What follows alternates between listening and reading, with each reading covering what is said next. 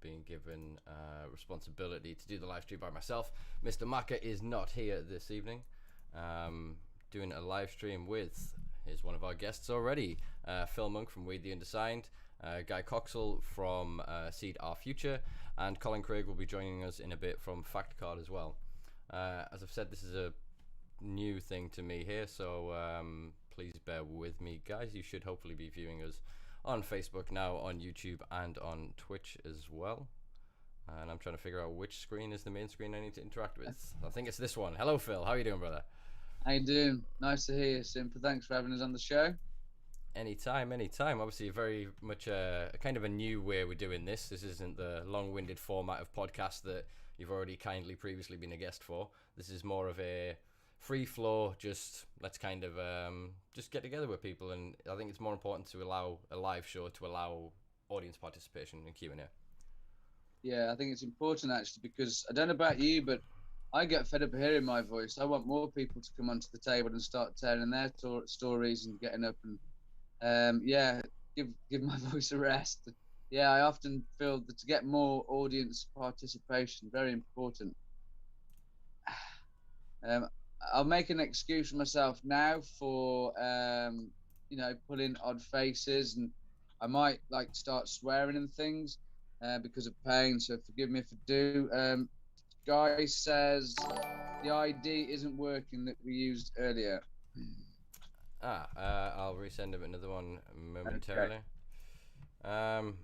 Yeah, I don't know how to get that menu off when it's on live, and whatever that is incredibly loud.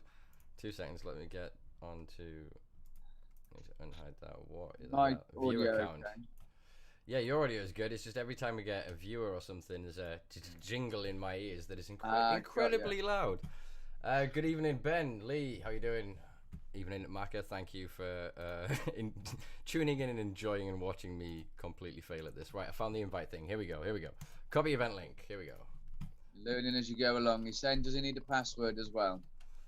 The password should come in the link. Brilliant. It's weird that the link wasn't working before. It's interesting that I've sent him the exact same link as you sent me, and it let me straight in. I think it must be settings on some people's accounts, maybe. Got to be. Well, I don't even know if I have an account. I've just downloaded the app, so I'm not even sure. Oh, what's going on? Do. Sorry for everybody that's live watching me try and figure this out, like a monkey trying to figure out fire. I've got that many things open on this PC. I'm trying to figure out which one I need. Try that one. It's the learning curve. Very I had much this. so. I've started doing similar in WTU closed group in Facebook. I haven't quite got to this broadcasting on multiple channels thing at the moment, so I'm in awe as it happens. I don't think he's had any luck. He's still asking for a password. Colin might have this same issue in a few minutes. I'm really confused as to why that's happening. I'm sending the same. There shouldn't be an issue. I had this issue the first 2 or 3 times of trying it, and then eventually it gets smoother. So I'll say to your audience to give him a break. He'll be all right. A few more times, he'll be there. Can I do anything to help you? I don't know. I'm looking at the minute. This is something maybe Maka can help me with wherever he is viewing this. I want to have all of the comments actually show up in the box on the right, but instead it pops up and it disappears. The chat box, so people can't really see the other comments. There you go. So you see the comment appears. I see nothing. Oh, but you can't. You can only see me because you're on Zoom. But for our lovely viewers across Twitch, YouTube, and Facebook right now, yeah, you can see the comments come up there from Alan. Hello from Ireland. Hello from Durham. And where are you this evening, Phil? I'm in Wiltshire. Ooh, is it sunny down there? Not being too specific, of course. Yeah, we've had an absolutely blazing day. I've had sunshine in my garden for the first day of the year.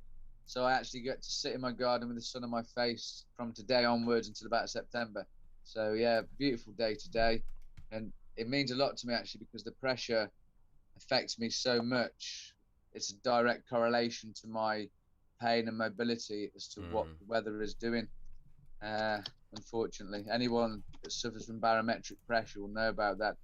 I'm looking for your thing on YouTube. What's it called? Simpa Life? Yeah, Simpa Life. I think if I can get this up, then will I be able to see it? You should be able to, yeah. So you'd be able to read the comments as well if you could get it on another screen. I wish I had someone that had fresh arms for me. I bet, brother. I bet. Evening, gentlemen. Simpa Life. Hello. Hello, Colin. How are you? I'm good, and yourself? Yeah, sort of. You know, just trying to get Guy in. We are as well. He's I'm in. here. We are all in. We have. Look at that. It only took 7 minutes. 7 minutes, and we're already working. Hi, Guy. Yeah, we should have taken bets on this. I know quietly Macca and his missus were going, yeah, he's going to fuck this up.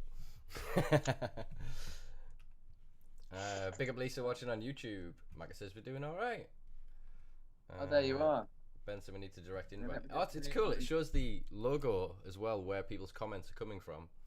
So again, shout out to our one and only Twitch viewer right now, whoever you are a legend. Thank you for holding down this platform for us. I've never even heard of Twitch, so thank you for bringing me into the 22nd century. Twitch is a new one. Originally it was for gaming, but they're allowing chat on it now, and there's sometimes quite controversial content that gets through, as we were talking about the other night with the London Cannabis Film Festival on the podcast. In the infancy of algorithms for new software or for new sort of social media platforms, you can often get away with quite a lot more than, say, the advanced algorithm of Instagram or Facebook that's had a hell of a long time to learn what it doesn't want and how to get rid of it. You know what I mean? But it's I mean, they haven't quite upped their censorship game. No, not yet. Not yet, and because it's based around live streaming, it can be quite hard to then, by the time somebody puts a report of something in, that account can be gone, remade into another account and spammed around. But yeah, it's interesting to watch the development, because it's South Park did an interesting episode of this about it being quite meta. That needs to be turned down because that is so loud. I wish people at home will probably hear that, so I'm hoping that turns down for you as well. I can see the comments now on the page. There you go, Simpa. I am now able to view the comments of your audience, I believe. Excellent, excellent. Well, this should help then for conversation. That's my camera turning itself off. Oh, the marvels of technology. Right, we're 10 minutes in. Basically, the point of this, folks, for you wonderful people that have just watched us piss around for 10 minutes. Today marks a very special day. We're here to commemorate and commiserate, I suppose, to a lot of degrees, the 60th anniversary of the signing of the United Nations Single Convention on Narcotic Drugs. This one piece of legislation became the foundation and the groundwork for what was subsequent legislations to follow in 71, 88, and then the various Misuse of Drugs Acts and equivalent legislation that was passed in basically every country on Earth. So today we brought together a selection of individuals that are quite well informed on the subject, have done a lot of research and know quite a lot about the history and the I suppose in a lot of ways the fraudulent nature of this legislation. It is based on ideology, it is based on ignorance, there is no scientific grounding within it, and it would not hold up to scrutiny 60 years later. So hopefully this evening we will inform you a bit more on what this is, what our intentions are to try to bring light to the hypocrisy of it, and hopefully address it through some form of descheduling. So without further ado then, I will invite you guys to give yourselves an introduction.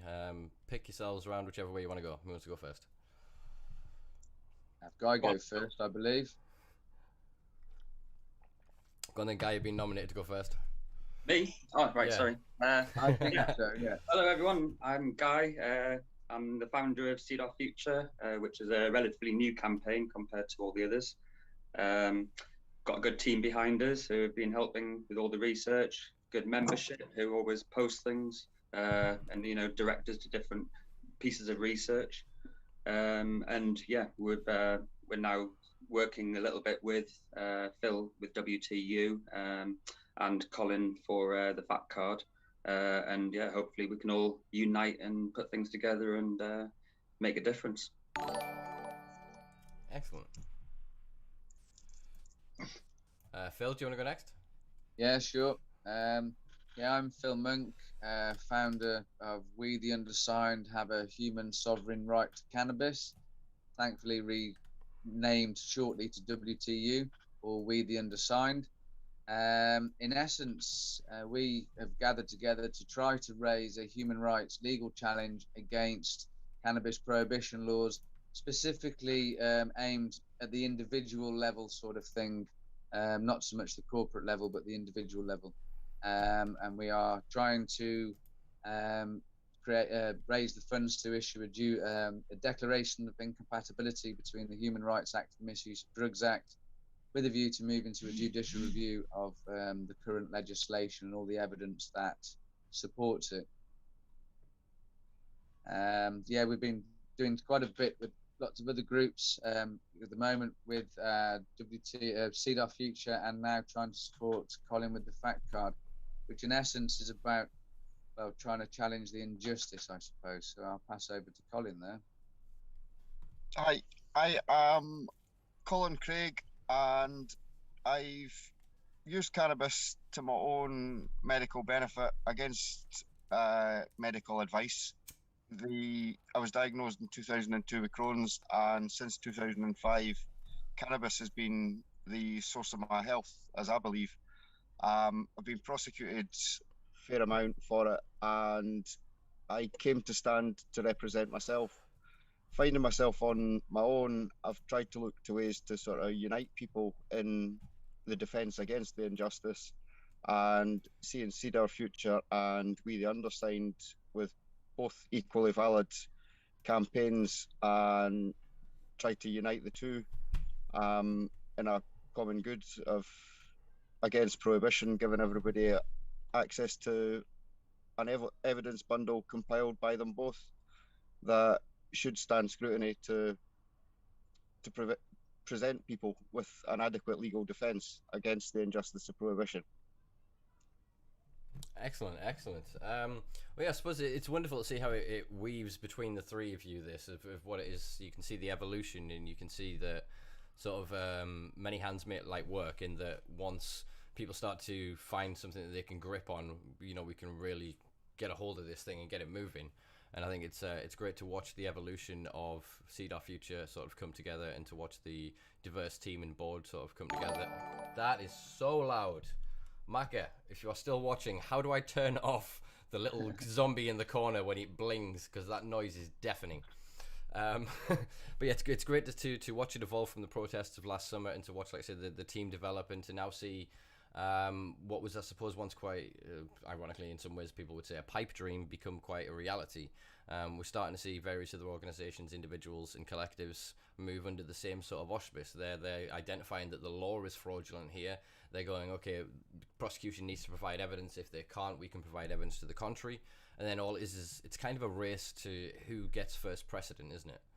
As to whichever kind of approach works in a lot of ways. It does seem that that's the stage of play at the minute in many ways. Not that I would say, I'm personally, I'm not in a race against any other group whatsoever. It's the legislation is my enemy, nobody else. But yeah, it is like, what will set it first? Will it be somebody setting a precedent in court? Will it be some lobby group on the politicians? What is going to make the change? The change is coming without a doubt, but what's going to trigger it? That's the question. Mm. Yeah, exactly. The way I'm perceiving it is that we're all fighting the same fight, and it's more a case of who's going to strike the knockout blow, as opposed to who's going to win the race. Exactly, yeah. So I suppose it was quite a poor analogy. What I sort of meant by it wasn't that it was in the competitive. Wasn't that it was in the competitive nature. It was more that there are entities that, even if they don't realise, they're all moving towards that common goal. I mean, we obviously spoke about this in one of our meetings earlier today, of in terms of the fractulation, I suppose, the breakdown of various organisations and the lack of cohesion, and the fact that it's a shame that some campaigns sort of move forward without consulting others, which again, as I suppose, is something that is wonderful to see with the transparency and openness with the way your campaigns are sort of choosing to work together. Yeah. Well, again, it's the motto of 𝘮𝘪𝘮𝘍𝘢 Future is the truth's our weapon and unity our shield. So we all stand under that as our defence. Yeah. Yeah. Yeah. I mean, it was last year really with 𝘮𝘪𝘮𝘍𝘢 Future, when last summer after the protests, that we really started looking at the evidence, and it was really Trev Coleman's what we call Trev's Law, which really started the ball rolling, where he identified all the flaws within the law, especially the lack of foundation evidence, and that created the report that we put together in October last year. And then this new report, which is a combination of the work from 𝘮𝘪𝘮𝘢 𝘮𝘪𝘮𝘢 and 𝑊TU. It kind of goes more into the history and developed into an evidence case that can't really be dismissed, because all of the evidence used over the last 130 years is all based on government documents and scientific reports. So it can't be, if it went to a court, surely the judge couldn't deny it, because it's all government based, really. Yeah, interesting. So I suppose, as you were saying there, the compiling of the evidence and whatnot, this brings us on to the topic of this live stream, which is the 1961 Single Convention on Narcotic Drugs, as we said. So can you sort of speak to some of the evidence that you found while building this this case? Yeah, but it goes a lot further back than the 1961 convention. I mean, that was the first time that cannabis specifically was prohibited globally in legislation. But it goes back to the 1920s of the opium conventions. That's really, it was 1928 when cannabis possession and use was first criminalised in the UK under the Dangerous Drugs Act. And so it's been actually 93 years that cannabis has been prohibited in the UK. And that was really through, America and Britain primarily supplying loads of opium to China. And that created 25 million opium addicts across China. And I think they really wanted to sort of, get away from that and make themselves look, we're being proactive on drugs. And it sort of developed from there. But if you go back 128 years ago, there was the Indian Hemp Commission, which was a royal commission by the British government. And it took 2 years to put together. And it's the most comprehensive report ever put together, looking at the same things that the UK government still try to claim today. So looking at cannabis causing insanity and, addiction and all these different things that were proved nearly 130 years ago by the British government, and that's been completely ignored since then, all the way to the present day. I've got to say, actually, a lot of the work in this new report is based on a book by Rupert Symington. Mm-hmm. It's actually this book here, which is Cannabis, a study of its history, prohibition and use. And I read this over the Christmas period. Mm-hmm. And found it fascinating. It's an outstanding book, really goes into all the history all the way through. And that's kind of what we did with this new report, really. We put it all in chronological order from 130 years ago all the way through to present to demonstrate how the lies have continued throughout history. So, yeah, that's pretty much where we are. It's interesting to see that the lies haven't really changed.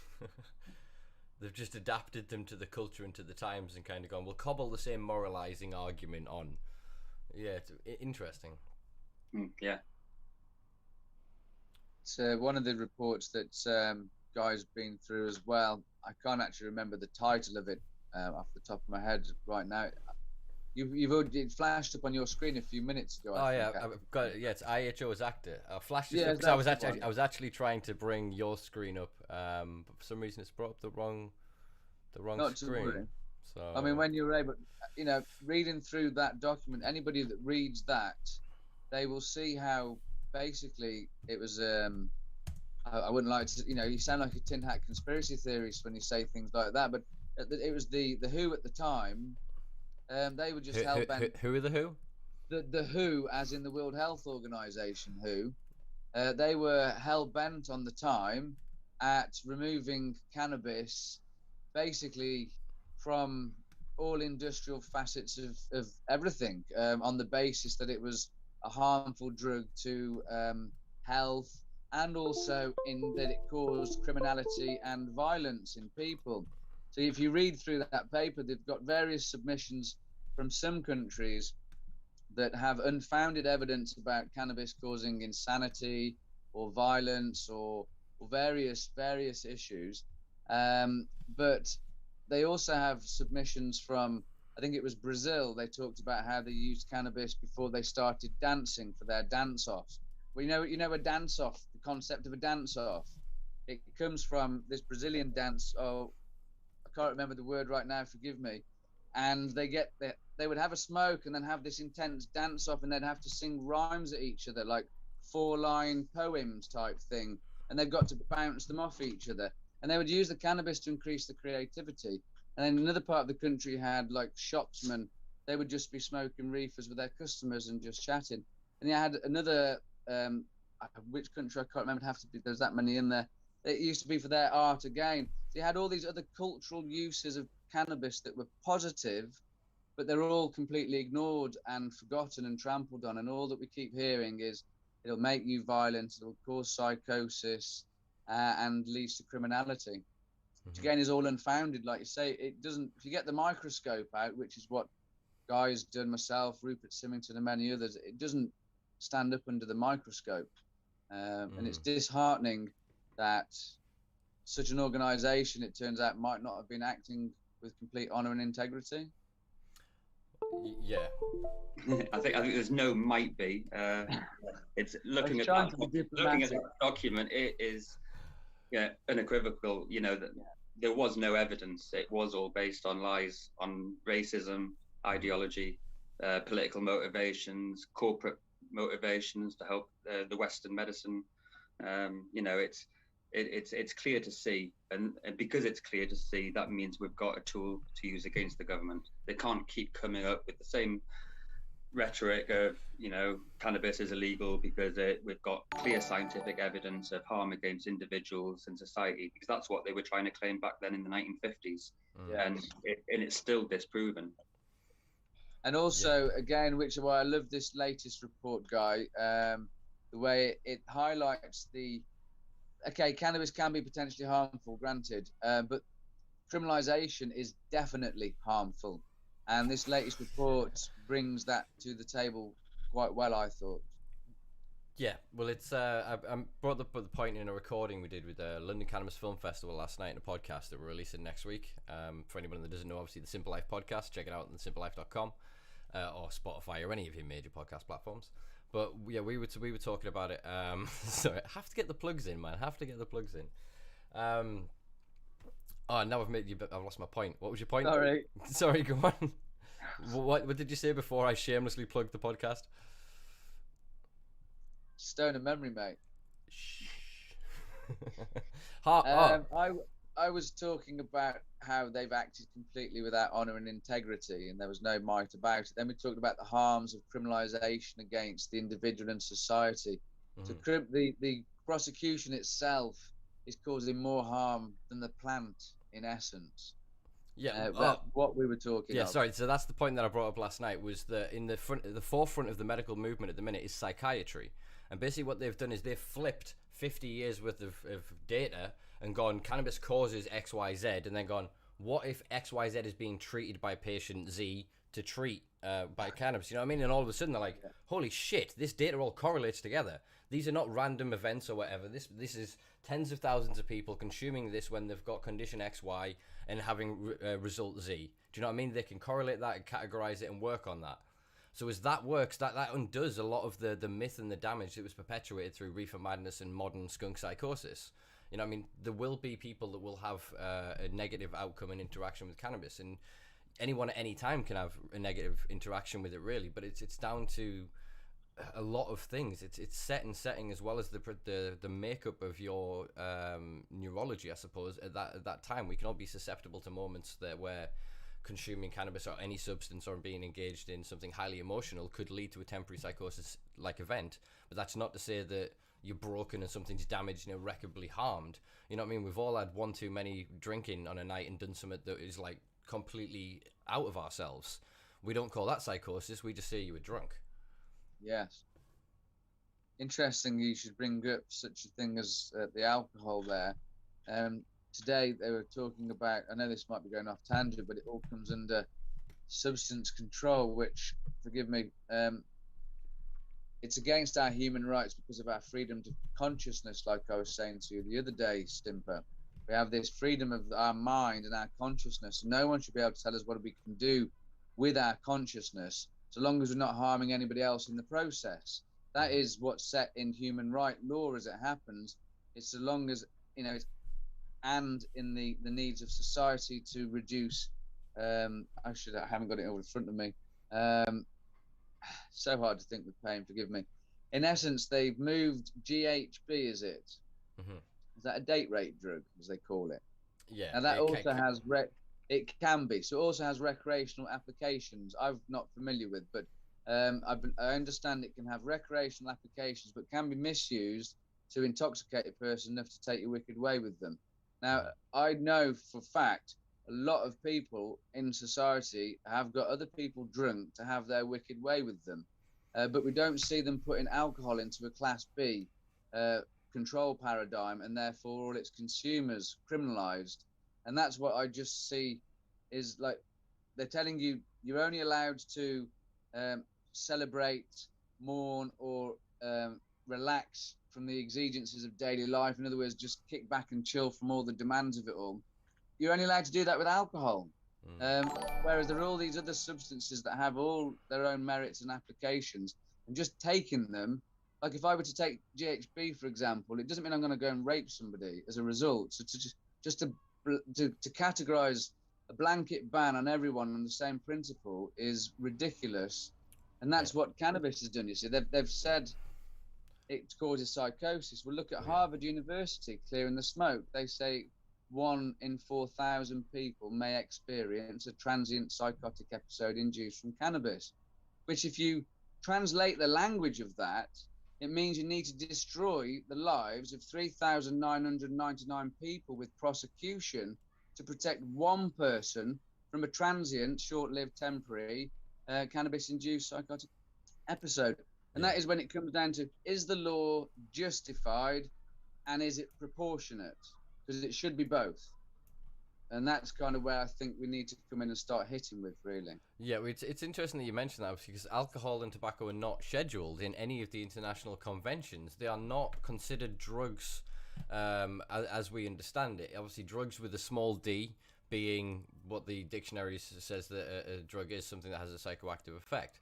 But then drugs with a big D, in terms of when they say drugs and alcohol, that's a different definition. They mean drugs as in scheduled substances, criminalized substances.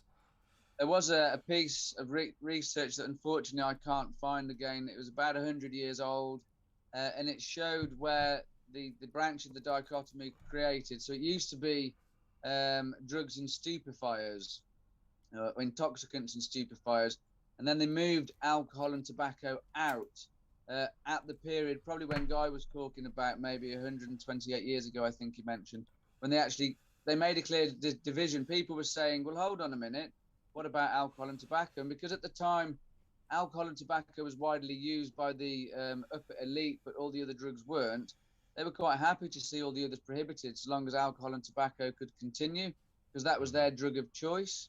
So in essence, their drugs of choice were permitted while everybody else's was prohibited. And look at the consequences of that. It's ridiculous. I think we've discussed, and I think we actually discussed, me and you, on our podcast, on the podcast that we did, of that it's 5%, 1 in 20 deaths globally is linked to alcohol consumption. So when you really you think of that, and then you think of what is alcohol, it's a physiological poison and a neurological toxin. They classify it as a neurological retardant. It slows the communication and the connection between neurons in the brain. It makes you slow. You think less. It makes you think slower. There is then the idea that if you consume alcohol at regular intervals, say some people that will relax with more than a few pints on an evening, each evening, that you are never not then under the effects of this. So you are constantly dampening your brain. One of the main areas that is harmed by this is I think it's the hippocampus, emotional regulation. So you end up losing sympathy, empathy. So you become quite detached. Do you know what I mean? So there are consequences to the consumption of this beyond the individual deaths of people, but to what it actually does to the culture. And I think that's something that they're scared of cannabis's effect to the culture more than its potential benefits to the individual, to the environment. It's the fact that, as just Trev Coleman always eloquently puts it, that cannabis is a capitalist resource with a socialist agenda. it will give us the ability for all of us to grow our way out of poverty. You know what I mean? To cultivate our way through the class system. If you look at the reason cannabis wasn't placed in the 1961 scheduling, it was because they considered it. What's the word? Sorry. Traditional. That was the word. They considered it traditional drugs. But if you think that most of the UK was covered in cannabis back in King Henry VIII's time, before we even discovered tobacco, then cannabis is more traditional than tobacco.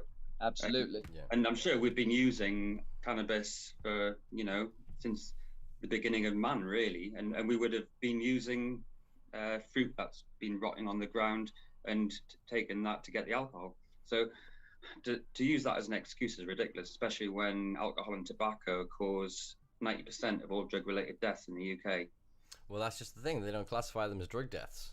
No. So this is the way they do. If you die from cirrhosis of the liver or any of these sort of direct comorbid conditions, it's not on your death certificate that this was caused by alcohol. Do you know what I mean? And I think that's a big part of the problem, is we're not attributing things to what they actually are. So the other side of it is then, if you wanted to look at sugar as a drug, if we actually looked at the harm of sugar as a compound, it has a psychoactive effect.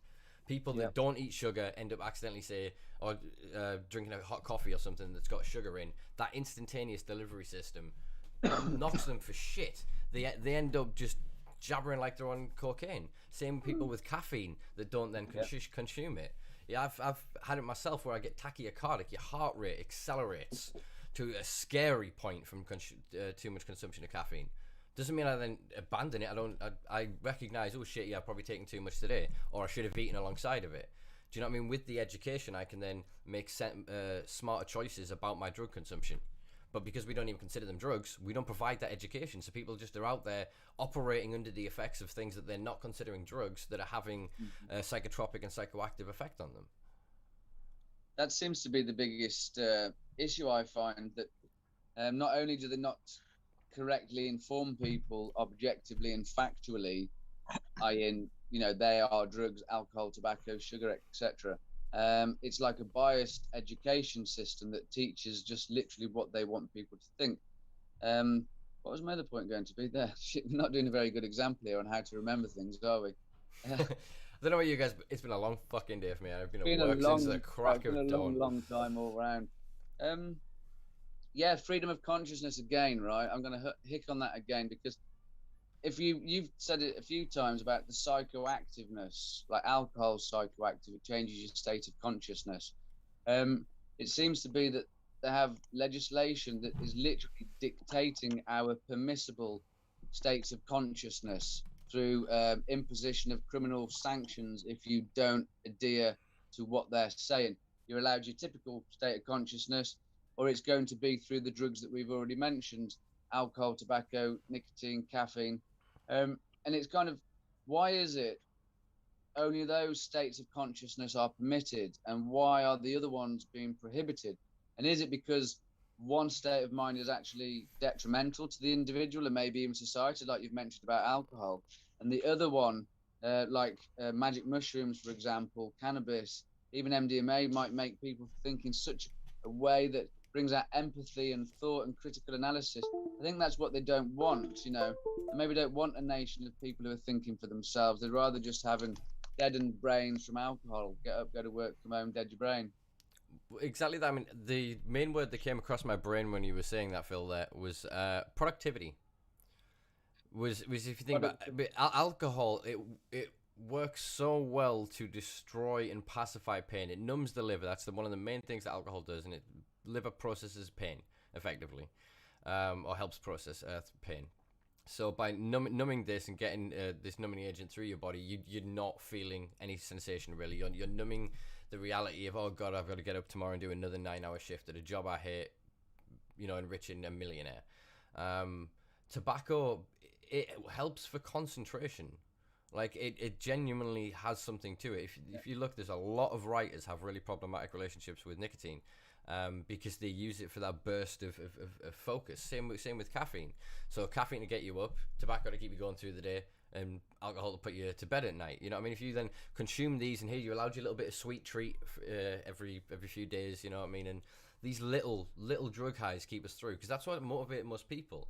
But then if you look at, say, the endogenous activities or things that we can do that produce endogenous effects like drugs, not criminalized. So joggers high, exercise commits to stimulating the same thing in the body. You then look at, say, sexual activity, not regulated yet. It's still a way to then access those kinds of altered states and that kind of strongly linked to anandamide. Interestingly enough, sexual activity. I shared a piece of research just the other day that during sexual congress, there's a great boost of the bliss molecule anandamide, which, for anyone that doesn't know, is our body's endogenous cannabinoid that is the equivalent to the phytocannabinoid, the plant's version of THC, as near as.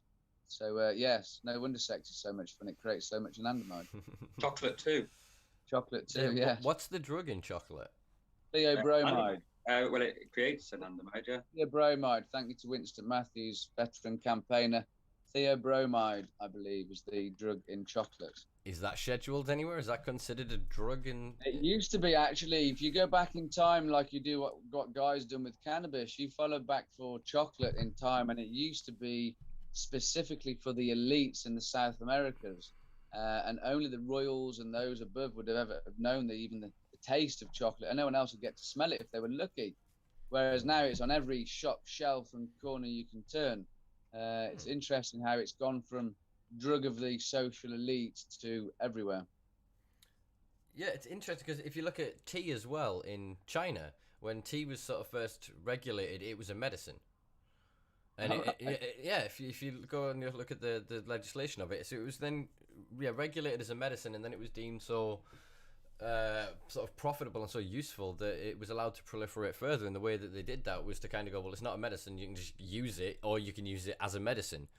Do you know what I mean? And then it just became ubiquitous. Then obviously we got quite a taste towards for tea, and we went to war over fucking tea. You know, we got nations addicted to opium, to traders' tea. We set about doing the world over for drugs, and that was in what, the 1700s, 1800s, and we've been on that since. Anyone that thinks that it stopped, it never fucking stopped. All they did was they discovered at some point that actually we can either create a legal market, regulate that market, and sell it to them, or actually if you get them to criminalize the market, then still sell it to them, we make 2, 3, 4, 5 times as much money. Do you know what I mean?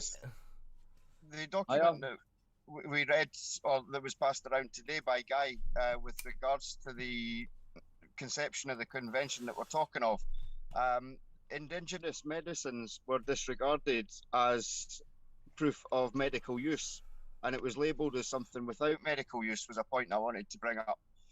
They disregarded the countries which had the volume of medical use, like the Indian hemp company. The Ayurvedic, they managed to keep it on, didn't they? And they had it respected. Yeah, that was one of the reasons that they sort of be respected. Yeah, they were allowed to keep the leaves for bang. The leaves and the seeds were traditionally used for bang, and that was for religious ceremony. And we're again sort of a different point, but with something that you were talking to, sugar. The talk of cannabis as a gateway drug.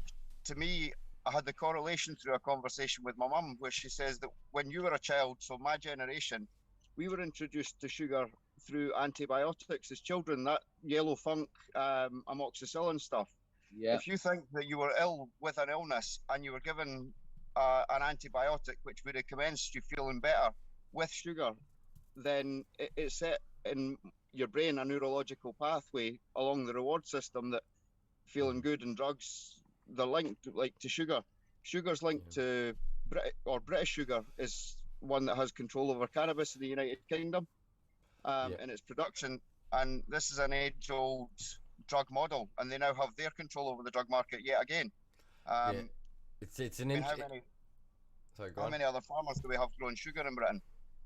Well, exactly. British Sugar are the sugar producers of the UK. They own that shit. They are the producers. Well, yeah, I mean, obviously with their 45 acres, I believe it is, that they obviously grow and cultivate for GW.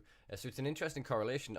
You mentioned that as well, that traditional sort of drug-seeking behavior and reward mechanisms are also enforced through childhood. Think of Haribo, That's your first dealer you're introduced to. You're a screaming, whining little brat. You're like, I want to go to the park and rah, rah, and your mum is just like, I can't handle this shit. You go past the garage, boom. Pack a Haribo if you shut the fuck up for half an hour. Of course you will. You know... The other one that links sugar and medicine that predates it is the old saying, a spoonful of sugar helps the medicine go down. I mean, how old's that? Mary Poppins. Well, then it literally evolved from that to obviously it's just even the coatings of pills became sugar coated. Do you know what I mean? And then it's another thing of where the expression of sugar coated comes from, etc. It's all everything all ties in a wonderfully interesting way. I was aware that obviously we didn't want to let this go too long-winded, so I did want to keep us a little bit on point. Unfortunately, guys, what I did want to do, but I didn't understand that I needed to set them up prior to this, was when I click onto this thing, and you see that, was I was supposed to be able to click on all of the links individually, so that when we were talking about them, it would flash up on the screen and I could show you them. Turns out I can't set that while live, so we'll have to add those things in the comments in the bottom. But there is one thing that I did want us to cover, especially, was we've already spoke of, I suppose, the consequences of it to a lesser and certain degree. We've spoke of how it sort of came to inception through the 1955 World Health Organization, and Guy very articulately spoke of how we kind of got to that point as well over the past, well, basically a couple of 100 years when you really start to look at it. But I mean, I think the oldest evidence that we have for prohibition, I think, comes from the 14th century, and it was a decree by the Pope to a certain sect in Ireland because they were using magic mushrooms as sacrament.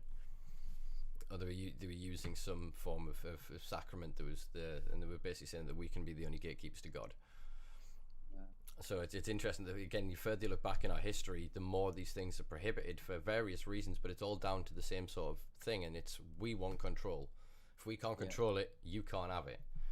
So that being said, what can we do to have it? Big question.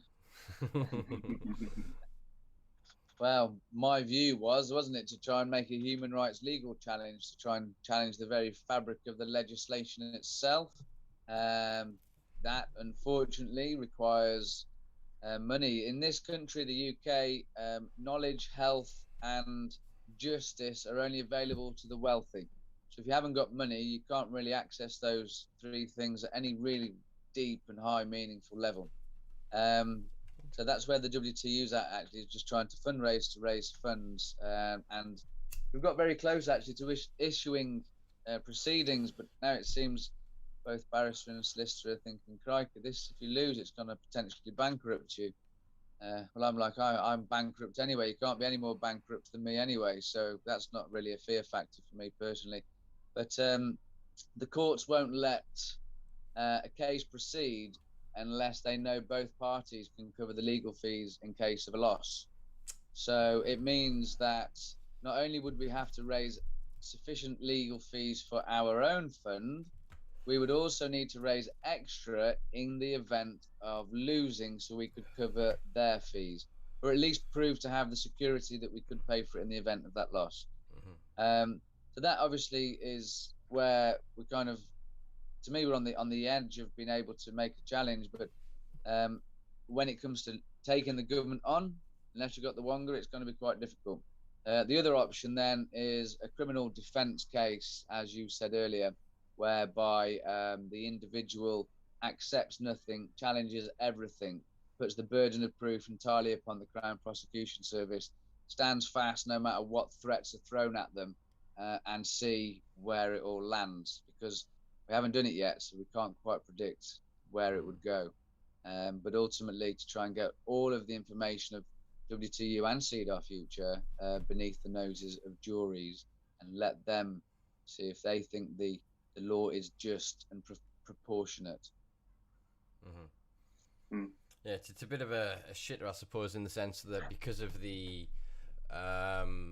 nature of the prosecution service, and I suppose to a certain lesser degree the conspiracy that is committed between defence and prosecution, you can't take legal representation in to then challenge the law. You can't. You're correct, yeah, because that person would have to do it as litigant in person or representing themselves, because barristers and solicitors, they are bound to operate within the parameters of the court, not to challenge it. So they won't, like I could turn around maybe and say to the judge, well, the law is wrong and I can show you why. Whereas a barrister wouldn't ever be able to say such a statement to a judge. And it's been a long lesson for me trying to learn all that, actually, since I had this very naive conception that the barrister would come in and try to fight the injustice. But it's not so simple as that. So yeah, it would have to be done self-representing all the way through. Or a maverick. All it will take is a maverick barrister that wants to actually set the record straight, be on the right side of history, maybe even work pro bono, because that would be fabulous, and set the record straight. That would actually help too. So you need somebody whose kid is getting sort of, I don't know, access for epilepsy or something like that, that's maybe a tenured barrister that's coming to an end of an illustrious career, that all of a sudden is going, I've only got a couple of years left. It's finding the right person at the right time. I mean, the sheer scale of opposition and the nature the nature of it, it's overwhelming when you think of what it is that you're actually up against. The entirety of this apparatus. Yeah. Sorry, go on. To quote Robert Jaffe, who is the pro bono solicitor representing WTU, in a message he said to me, Phil, you're trying to take on the full might of the state. They will have an army of lawyers and QCs.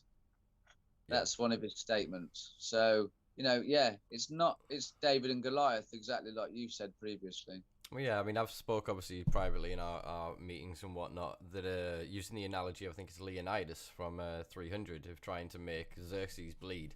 And it's the idea that if you can make a god bleed, you can make the people believe. And I think that's ultimately what we're striving for at this point. We can never amount to the size they are. We will never be able to meet them on the battlefield in equal numbers. But what we have, we can in terms of the number of people behind us, but in terms of the representation of power, do you know what I mean? The scale of what they have, the depth of their pockets, the fact that they can just rewrite legislation over fucking night. So that's the other thing, is even if you get close to harming them, they can just go, oh, we moved the goalpost, and you missed, and then just, do you know what I mean? Yeah. So then the other side of this is something that I've been sort of quietly pushing for a while, and it's something that I was going to bring to people's attention, and I think it's something that we've spoke of on a previous live, in 2019 maybe, was Canada's route to international air quotes legalization. They did the same trick that Uruguay did. They triggered a mechanism in the 61 convention that they were able to withdraw. So they withdrew this as a signatory from the 61 convention, adjusted their domestic laws, then re-signed the convention. Because there's a clause within the 61 convention that says it has to honour domestic laws, traditions and rights or something like that ahead of the convention itself. So that clause was in relation to the indigenous medicines, as far as I'm aware, and the right for the Indian people to continue the practices of their indigenous medicine with regards to the bang, the leaves and the seeds. So I think that is how we've probably got the cannabis seed exemption in all the legislation around the world, pretty much, and the current state where it's prohibited at higher level, and everybody sort of seems to think that, short of a Uruguay way, that it's their independent governments, when it really is this overseeing convention that we need to attack, which is almost leads on to the concept and the way I've come with the fact card, because having seen the legal contest through 𝘮𝘮 Future and We The Undersigned, the volume of work that's going into them, and the financial barriers that are being thrown by the system that's established, my stance has been that I've basically got nothing left to lose with regards to cannabis prosecutions. I've paid nearly a couple of £1,000 in fines for having been prosecuted on numerous occasions. I was writing down the dates here. There was 1 year I was prosecuted in 3 separate court trials, and I was paying for legal representation through lawyers for them to turn up on my behalf and tender guilty pleas. And I'm like, well, there's absolutely no point in me paying for the guy to stand up and see what I've seen him saying a dozen times before. I give him a piece of information and he stands up and wants to deliver it in 5 minutes. I want to take their time and I want to deliver my own defence properly, and I want to see what the outcome of that is. So in 2010, I got stopped up in Aberdeen, which is over 100 miles from my house, and I was in possession of cannabis, and I got a letter through to attend court, and I thought, I'm not going all the way up to Aberdeen. What I'm going to do is tender a guilty plea with mitigating circumstances and detail my medical background. So I did, and I got a letter back from the court saying that I'd been admonished. So I didn't actually attend court on the first occasion that I defended myself. I just tried to enter a plea that they couldn't accept, but it was a guilty plea. It was that I am guilty of possessing cannabis if you accept it was my medicine. They should have really accepted it, because it would have just been a guilty plea and it would have just been another conviction. But the Procurator Fiscal obviously stood on their morals and they couldn't do it. So rather than seeing what was going to be an admonishment anyway, if they'd taken it through court, they just chucked it out. For there, I was like, oh, well, that's fine. And they brought out this warnings ticketing scheme in Scotland where you get a pink piece of paper instead of a prosecution, a fine or anything. And I took them for a few years for living my family life and growing my own medicine. I don't now, because I've separated from my wife. The stress that she was under by growing cannabis in the house was part of the strain on our relationship, amongst other things. But effectively, prohibition had a swaying factor on the pressures of the ending of my marriage. Because of all these things, I've thought, well, there is nothing left to lose. I've lost my job because I'm a mechanic by trade that can't work in the motor trade because of the insecurity that's given by a single colleague saying that I use cannabis. That's my job done. I can't say that I use cannabis. If the drugs test me, I've lost my job. That's it. So there's zero job security.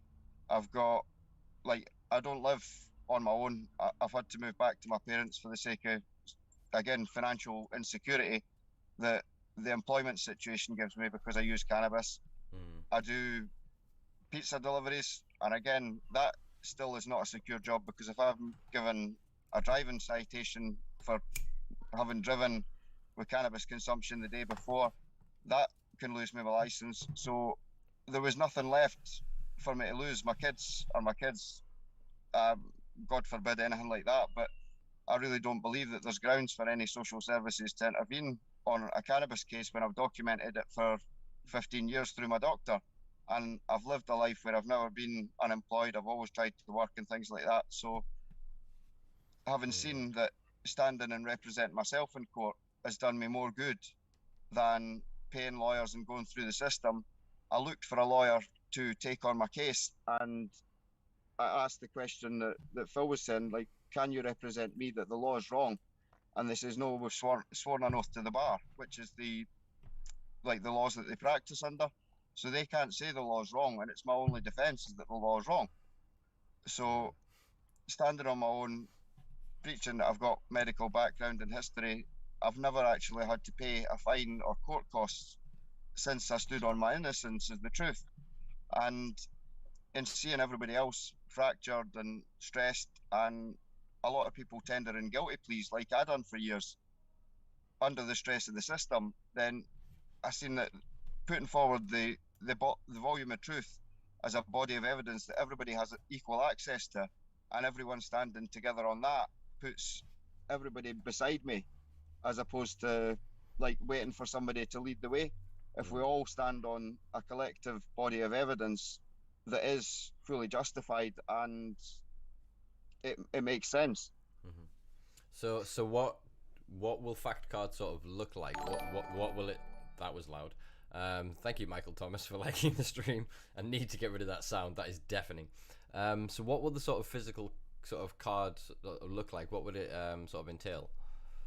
Well, it's my conception was that the Misuse of Drugs Act says that it is long-winded, but as I read it, it says that if you destroy the cannabis that you got in your possession, it was lawful. That was my idea, but then it because it's unproven, untested and everything, it makes more sense to do the same thing and put together an evidence bundle where you're asking the officer to do their due diligence, pointing them towards the evidences that are correlated and available through We The Undersigned and See Our Future.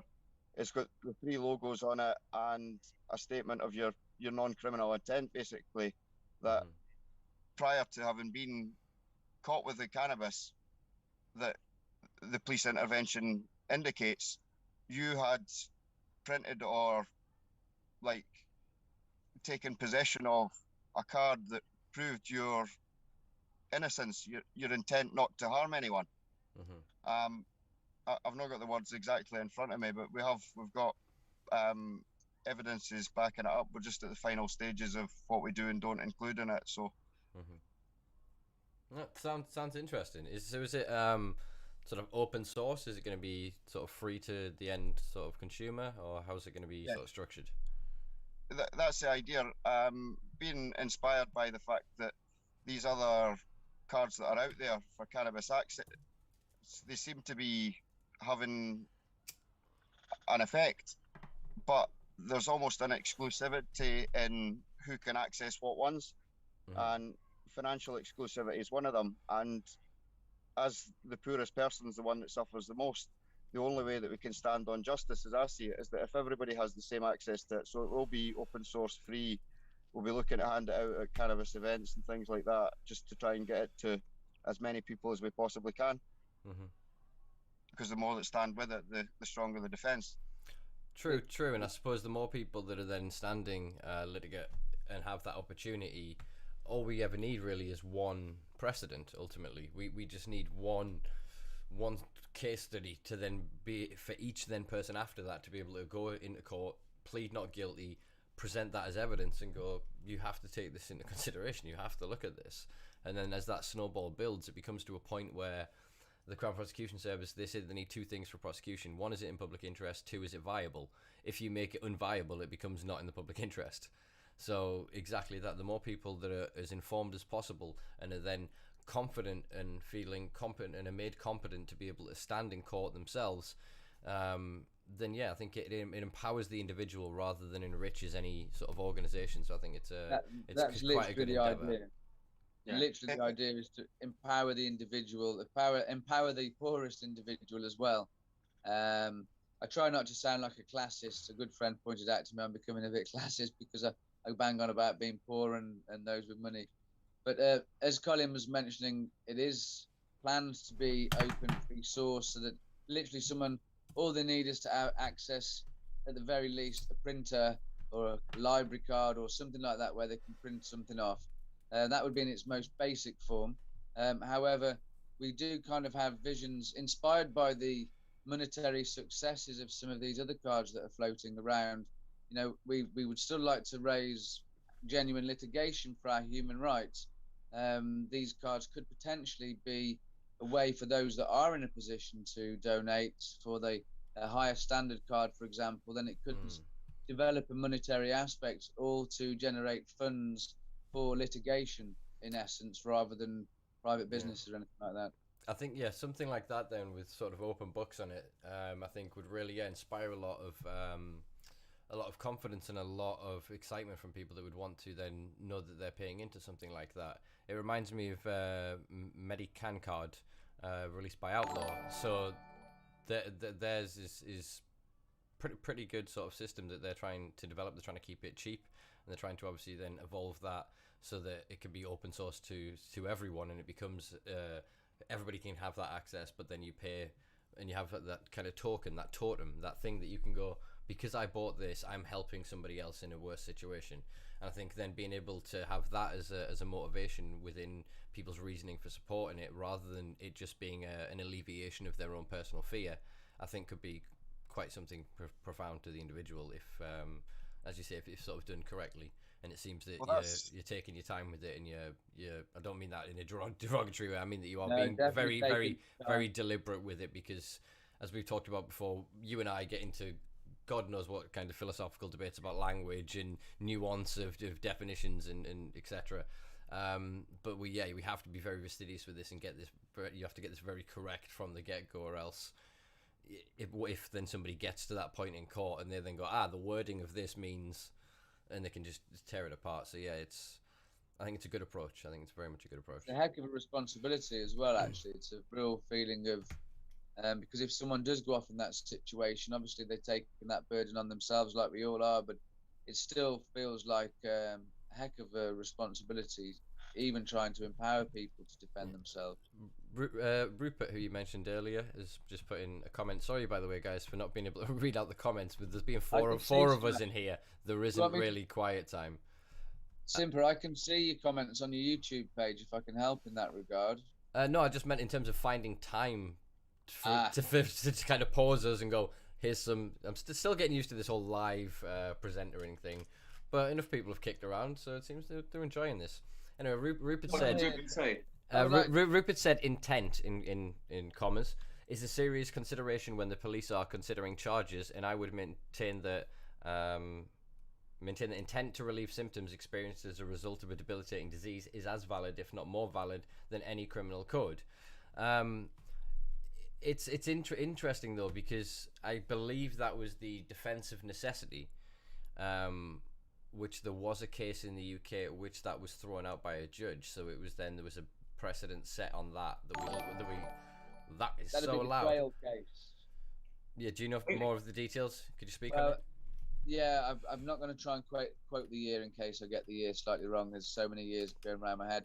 But yeah, it was the Quayle case. It was in the 80s. Jeff Ditchfield was involved in it as well. He was one of the many defendants. I think there was maybe 12 or 13 defendants. 2005, I think. How many? 2005, the Quayle case. Was it? Oh, thanks. Was it that recently? Okay, thank you. My mind on dates. And they were trying to say that they were supplying for someone's medical necessity.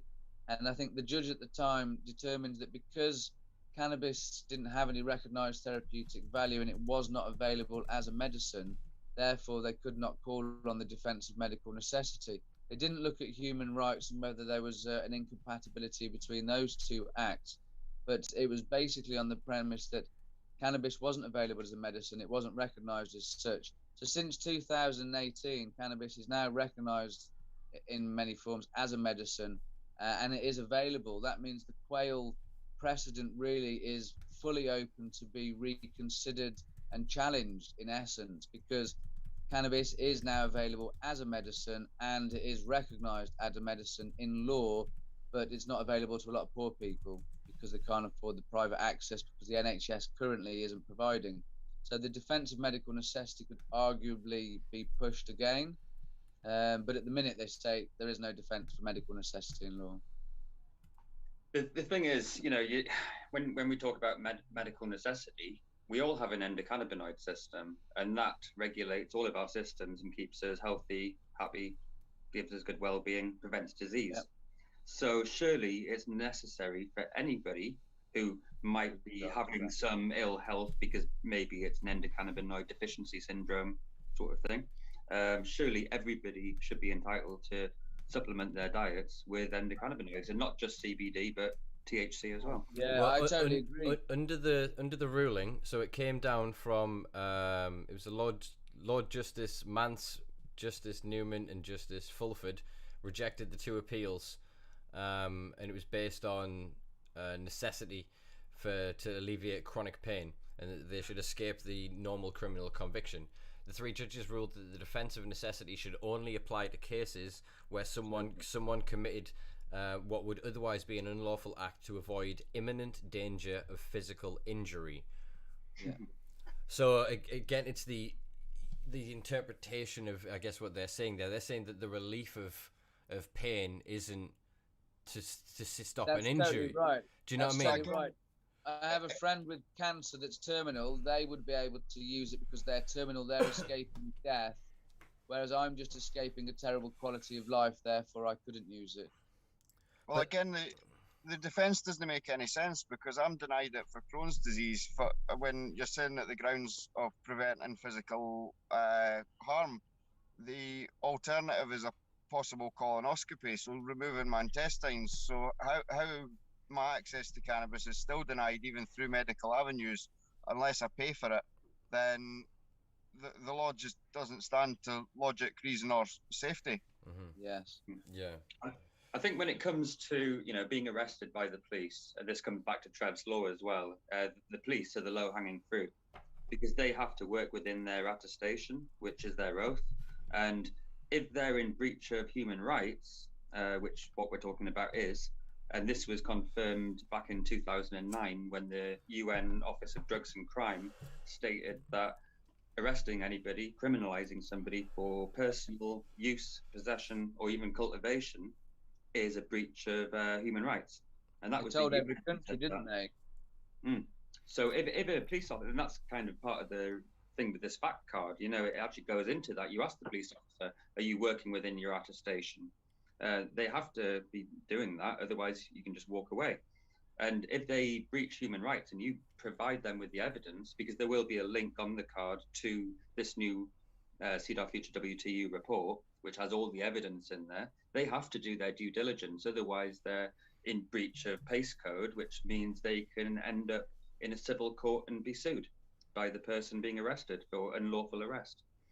And that's a good strategy. If we can get all the police on side, because none of the police want to be individually sued, because that's their home income. You know, you're hitting them personally because they are legally responsible for their own actions as a police officer. Well, if you nullify their ability to charge you, any detention could then result in compensation.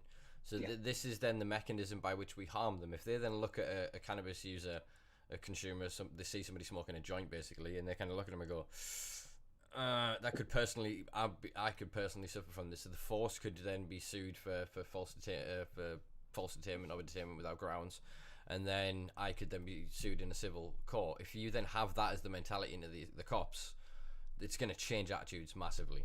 You know, we've already seen various recommendations for the smell of cannabis to no longer be used as a precursor. You've got various entities within sort of the Met actually trying to have conversations about whether they should stop Section 23, stop and search under the grounds of suspicion of cannabis. I mean, it's kind of a trick with what they're doing, because under terror legislation, they can just stop anybody for anything. They don't have to justify jack shit, and they know it. So what they're trying to do at the minute is soft wins. And the reason this has come about is basically because of a backlash from the Black Lives Matter protests and movement. That they're starting to look at their own statistics and go, shit, you're 9 to 10 times more likely to be stopped and searched if you are non-white in London. Even though you are less likely to have drugs on you than if you are a white individual, according to the current statistics that are out there. It's ridiculous when you really sort of look into the way that it's enforced. And then that brings us back to kind of, do we believe that the ideology of the 61 convention was naivety, or was there some more sinister nature to it? Was it they just went, no, we actually want to achieve this? Because I mean, I screenshot this thing earlier that was on Leap Scotland's page, and I've been keep refreshing my phone so I can bring it up. And the pledges that were made in 61 was that the United Nations, their goal was to eliminate opium production by 1979, to eliminate cannabis and coca production by 1989. So, well, yes. So the question then becomes: were they genuinely looking at that was the intention, or was that the illusion and the lie that we were sold? Because during that time, in that period, cocaine didn't disappear for a lot in places like Colombia and Bolivia because of what the fucking Americans were doing. If you look at the CIA Iran Contra deals, where they were literally selling cocaine in America to help fund rebel coups in Nicaragua. Yeah. If you look at that IHO document that we referenced at the very beginning, in there, Brazil and Mexico, I believe, Mexico is one of the countries that were really pushing for the prohibition, the all-out prohibition. But it's just as I was reading it, I found a quite little irony, seeing as how Mexico has kind of become one of the greatest illicit drug providers of the world. Mm-hmm. You know, it's interesting how one of the countries that was up for the prohibition has ended up as one of the major suppliers to the rest of the illicit market.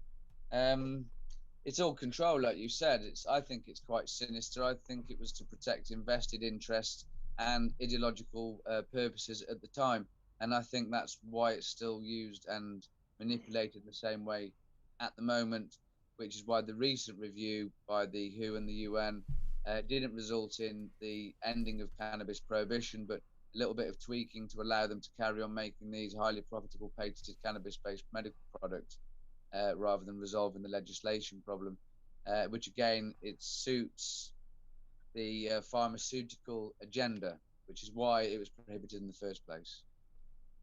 Well, in regards to the prohibition, the numbers and statistics in that documentary that we were talking about with regards to the export figures that were running out of Africa in the time, it was hundreds of tons of cannabis was being exported and busted, and I think it was 52, and there was 18,000 drug prosecutions as well. So you had a big, obviously, financial or criminal system set up where you've got the criminalisation of 18,000 people, you've got the seizure of all the drugs that were probably, when you look at the precursor to the act, it was the establishment of the opium trade by Britain into China, where when it was prohibited by the Chinese government, the British traders continued to import it illegally, and that's what set up British ownership of Hong Kong. That was part of the deal, was to stop Britain illegally smuggling opium into China. Britain knew how profitable it was, and again, the East India Trading Company was British owned, so they had control of the worldwide cannabis market effectively, if they made it prohibited all around the world. Yeah. Well, there's an interesting two statistics to juxtapose here on this conversation of control of governments and drugs. There's actually 2 points I'm going to raise on this. The first one, there's a Guardian article from 2016 talking about the UN war on drugs, and in it they use statistics from Global Drug Survey, and they say the global enforcement of all drug prohibition costs around £70 billion, so about $100 billion. Right, the cost of which that the cartels and illegal or illicit organizations that are making from this is around 320 billion. So there's a good fucking profit margin in that. So then, exactly as what I alluded to before, that if you then stop spending that 100 billion on prohibition, you then destroy that 320 billion, because it becomes slowly more legitimized, as people, instead of having to buy from cartels and syndicates and the dodgy guy on the end of the street because it's the only person they know, all of a sudden they can access it everywhere. There's ads on Facebook and shit, you know what I mean? And I think I've often had a sneaky suspicion that, like, in sometimes in the UK, all you can get from top end of the country to the bottom is Stardog or Amnesia Haze or something. I've often wondered to myself whether it wouldn't surprise me if the governments were doing the grows and knocking it out on the side anyway.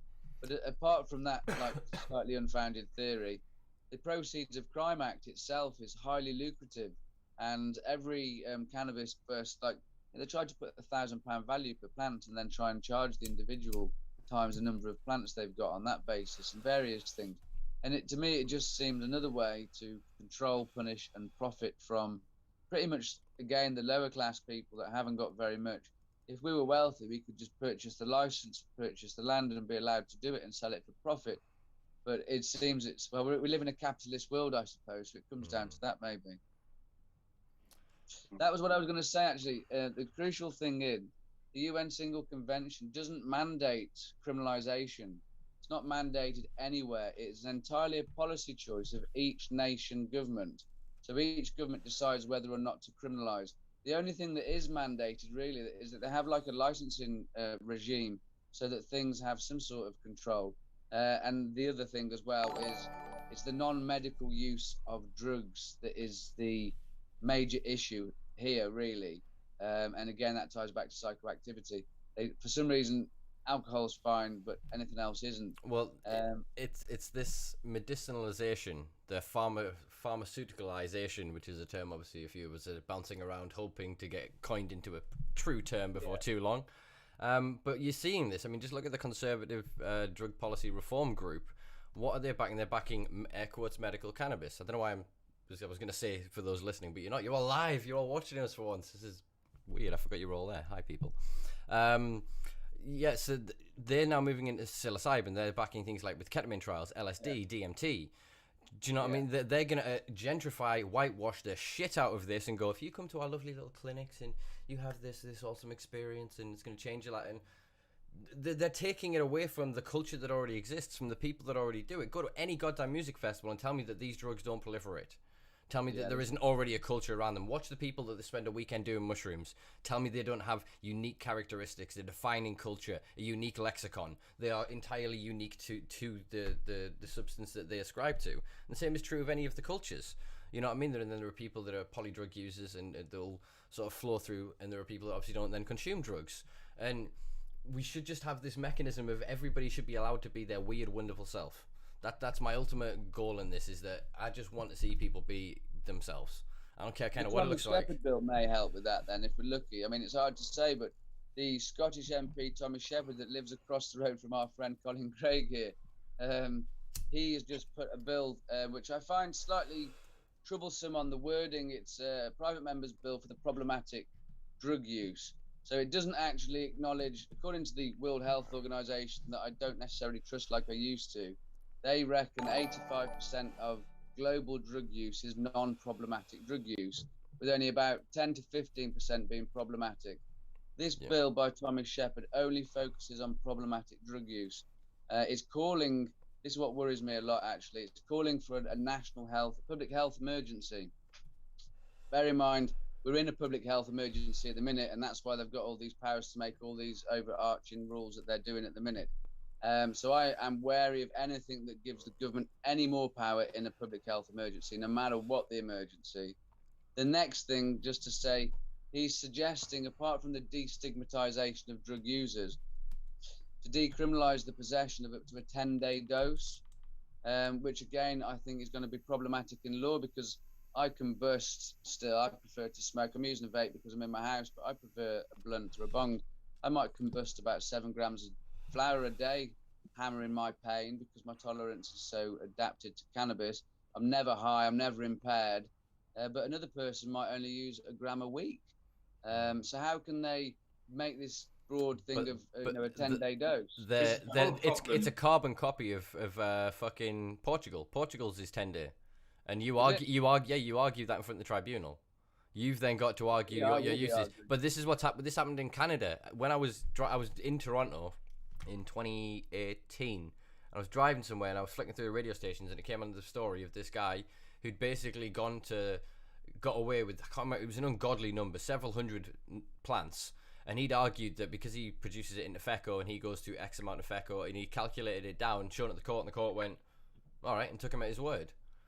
And so again, it's what you can prove and what you can argue, and this is, I suppose, the point of like the fact card of the way that we're choosing to challenge, whether it be through the 𝘮𝑲 Future defense or the combination of the reports that have been created by We The Undersigned and 𝘮𝑲 Future now, or the way the Outlaws are approaching or other people are approaching, is to just challenge that shit, is to just not accept what is being said to us. I mean, you often hear this from the free man movement, of the thing of do not understand anything, because if you understand, you stand under their legislation. Absolutely. So there's a lot of nuance there that it's because of the way the system's set up, we can't prove that to get precedent of those arguments to be able to utilize them, in the same way that you can't use the Magna Carta, you can't use any of the other sort of documents. We are tightly kettled into this legal system, and the only way that we can break it is by standing en masse. So can you imagine if every person currently in a court case for cannabis suddenly turned around and went, I'm sacking you, printed off a piece of paper that literally went, if you say this, and this, the judge will have to do this, defense has to do this. That happens. If you can get to the point of mapping that outcome, it is then literally as easy as downloading a piece of paper. Well, the other thing in regards to that, Simpa, is that currently I've got an ongoing court case that it's from, my possession was July 2019. It was called the first pleading diet because I refused to accept the fine offer and things like that on the 24th of December. So Christmas Eve 2019, I was in court. And since then, every court date has been, there was one I attended court during the pandemic. They had the actual courtrooms closed and everybody was standing outside in the corridors waiting to be called into the courtroom where nobody else was allowed. To then have it postponed again because it wasn't allowed to go on where people were called for the trials.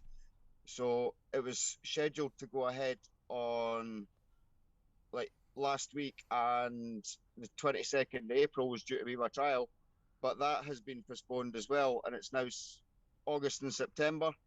So if everybody else goes kicking it down the pleading not guilty route, I've already submitted the We The Undersigned and 𝘮𝑲 Future evidence bundles prior to the one that's just been released as pre-trial evidence. So the Scottish system, at least, is on notice of it. It is the smallest court, the Justice of the Peace Court, which means that if I set any precedence in there, all they have to do is take somebody through a higher court for it not to be valid. But it still means that there's evidence or it's accepted through there regardless, if you know what I mean.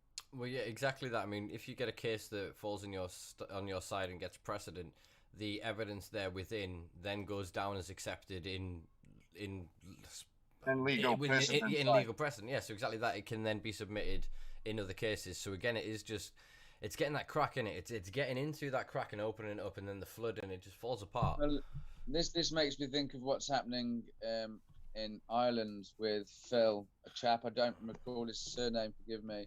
Evans. Evans. It's been Steve Harris with him. I might not be the best person to talk about it, but I don't even need to. You don't even need to know the details. In fact, all it stands to is, all I've heard over the years is people say to me, "You can't say that to a judge. You can't say this to a judge. You can't do that to a judge. You can't present that in court. You can't do this in court." I've heard that so much, right?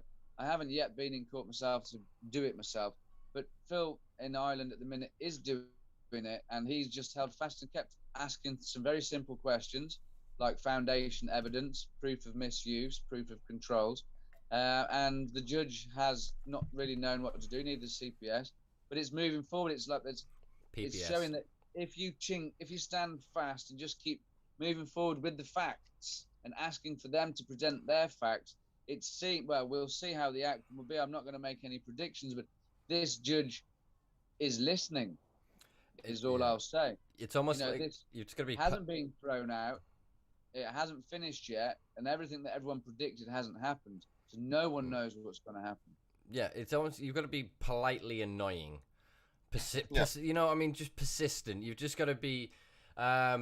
you follow the etiquette and you go through all of the pageantry and whatever else, but you stand there steadfast, exactly that, and you say your piece. You know what I mean? For all you be told you can't do that. They're not physically going to muzzle you. They're not going to remove you if you are not being disruptive. You will be given an opportunity by the clerk to restrain yourself and calm down. You will not immediately put yourself into a worse position. Your legal representation may then basically threaten you, go, oh, if you do this, they'll double your time, or they'll do this, or whatever else. And it's just, it doesn't hold true. It really doesn't bear any fruit when you actually look at it. The system is geared that either way, all parties are getting paid. You're the only one that's going to get screwed if you actually buy into this. And again, by accepting a guilty plea, the state then doesn't have to provide any evidence. They don't have to prove their charges. You said I'm bad, so they go, oh, you said he's bad. You heard him, he's bad. All right, deal with him. And that's what they want. So again, this is something we discussed with the LCFF yesterday for a little bit in the podcast, was how sort of media portrays that depiction of, say, like the war on drugs, and how it can like harm like how it sort of informs your opinion of what's going to happen to you if you get arrested, the harm that it could do to you. Do you know what I mean? So then you think of, I don't know, The Wire or something like that, and you think of the raid scenes or whatever, and then prison scenes, and your brain then kind of goes, that's what's going to happen to me. Do you know what I mean? You make that link, and it builds that fear, and that fear builds over time, and it becomes to a point where, you know, you twitch at blue lights. You know, you see it. It's, everybody says, oh, you can't get done with cannabis more than this times or more than that times. I've had instances where 3 times in a year they've just given me a fine, and the fine's reduced every time because the amount I was caught with was less or whatever. You know, each case really is taken on its own merits with the judicial system. And it's just a system of extortion. Like, as long as you want to keep paying into the system, then you keep adding strength to it. And as soon as everybody stands against it, then in my instance, rather than having to pay a lawyer or anything like it, I just go up to court. Fair enough, it cost me a day's wages if I was working daytimes or whatever, but rather than, like, if you look at it in the scale of what it's costing them, I take in a Bible, for as silly as it is. Strictly speaking, I'm not overly religious, but it's just that in the UK, the legal system supposedly founded on Christian values. So if I can walk in with a Christian Bible, open it on the first page and read that God created the grass and the herb and saw that it was good, like that's the first page. Like, where does it call that into question? You know what I mean? It's as simple and as plain as that on the first page of the Bible it says it's good. So that's what I'm taking as my judgment. I'm a good, like, God-fearing person. You know, I fear the consequences, you know, standing on my actions.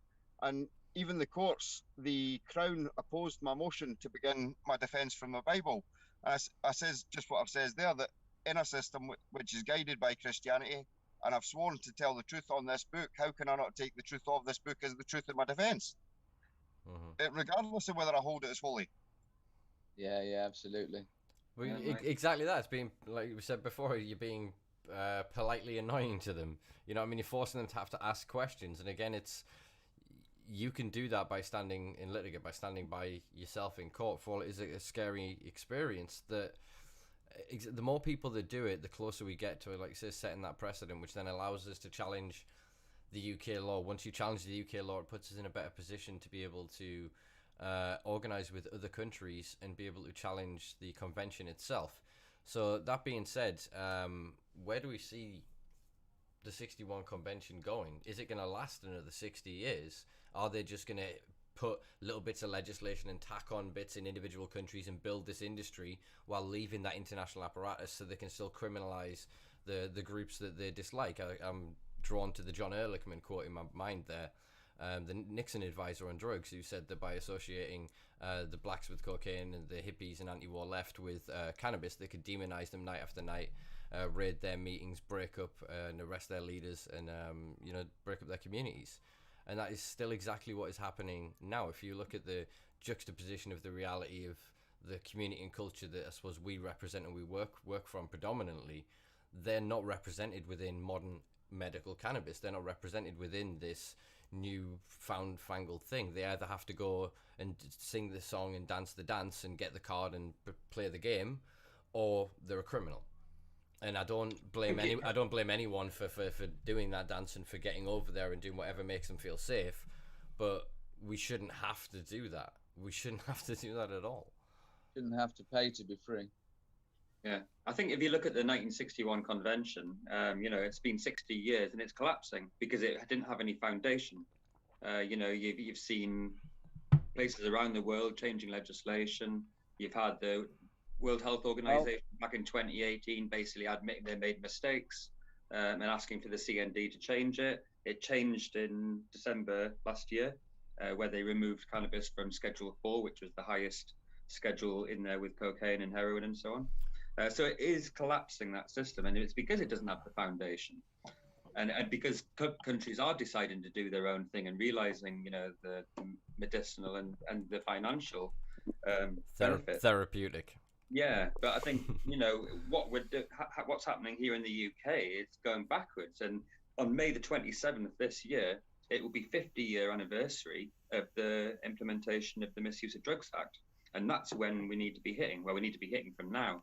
And what we need is unity. We need enough people, all the people watching this, to help with what we're doing. We need to educate the police forces. On the 6th of May, we've got the PCC elections. And, you've got green PCCs. And I don't mean green as in cannabis, but from the Green Party, who have a positive manifesto for drug reform. So if we can, vote for the right PCC in everybody's area, we can create a de facto decriminalisation across the UK.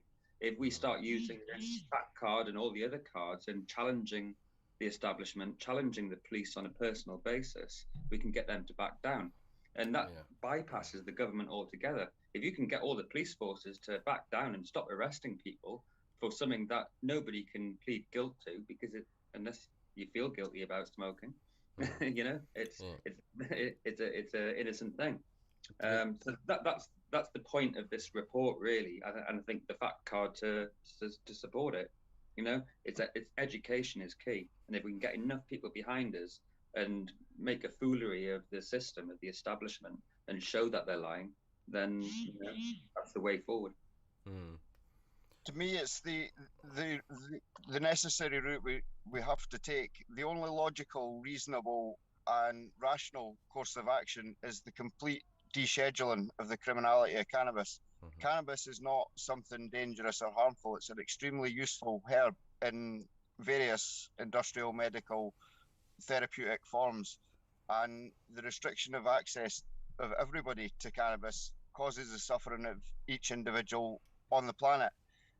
We need to remove the stigma that's been attached negatively to it and move towards something more progressive. If I can grow a garden full of poisonous plants and distribute the flowers of them amongst my friends with no instructions, and if one of them dies, I'm not held liable for their death, how is it possible that the distribution of flowers amongst my friends with the hope of healing them can become a harmful act?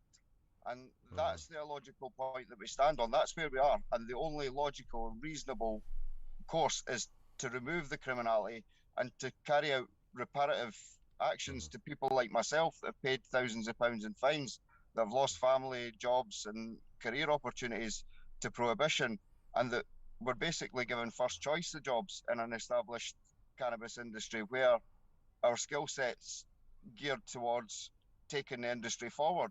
I mean, the people like yourselves that have campaigned for it, we need to be involved in setting up the policies that are logical and reasonable to the restricted access to cannabis, because kids should have access restricted through their knowledge of they shouldn't do that. I mean, you don't see kids picking poppies in poppy fields and eating them.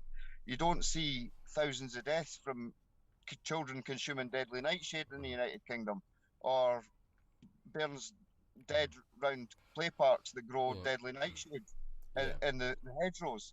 There's so much information that it needs not distributed with mass information, just that plant's for adults. You know what I mean? That's all that needs taught to kids. It's all drugs, in the same way that you talk to them about alcohol, you talk to them about tobacco or anything like that, or sex or anything like that. Is it's an adult activity. It's something that you will learn about as you get older, but you give them enough information incrementally whenever they ask to help guide and inform their choices. Then when they're free adults, they're allowed to do what they want to a certain and lesser degree, as long as they're not harming themselves or society, ultimately.